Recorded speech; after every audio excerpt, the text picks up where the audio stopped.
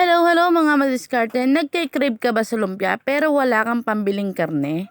Tara, tuturuan kita kung paano magluto ng lumpia na walang karne. For today's video, magluluto tayo ng lumpiang puso. Tama ka nang narinig, mare, lumpiang puso.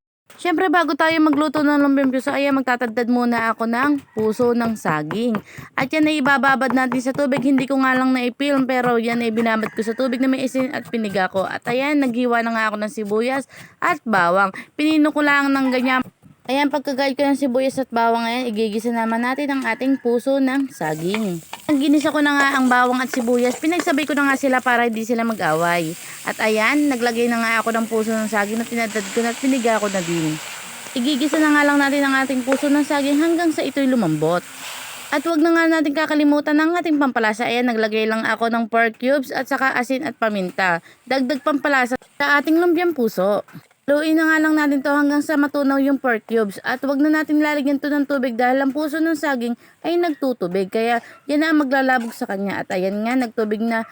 Tatanggalin na lang natin ng excess water. Isasalain natin tapos babalutin na natin ng lumpia wrapper. At ayan. Tinanggalan ko na nga ng sabaw at pinalamig ko lang ng konti at naglagay ako ng isang itlog. At yan ay hahaluin natin doon sa ating pusong niluto kanina. At yan, babalutin na natin ng lumpia wrapper.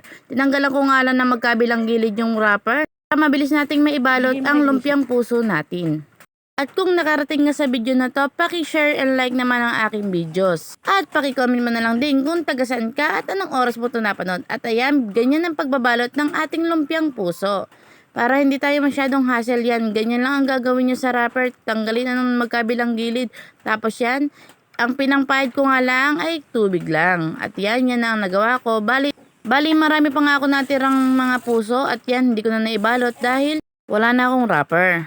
At ayan, pinirito ko na nga ang lumpiang puso natin. Dahan-dahan lang ang apoy para hindi ito masunog agad. At yan, pag golden brown na ay okay na yan. At ipiprito na lang natin yung iba pang mga natira. At ayan, tara, kain po tayo. Naglagay nga lang pala akong sawsawang ketchup kasi hindi na ako nakagawa ng sauce. Ayan, talaga mapapakain ka talaga. I-try nyo tong recipe na to. Hindi siya lasang puso, promise. At kaya kung nagkikrave ka sa lumpia, try mo na tong lumpiang puso. Ito sa amin, inihahanda din namin ng lumpiang puso. Yun nga lang nilalagyan namin ng giniling para naman hindi purong-purong puso. Diba? Hindi naman nakakahiya. Pero kung pang ulam-ulam lang yan, pwede yung lumpiang puso. I-try mo na sis, napakasarap niya. Hindi siya malata ng mga bata na puso ang laman niya. At nagpapasalamat nga pala ako sa patuloy na pagsusuporta niyo sa akin sa panonood ng aking video. Salamat! Thank you!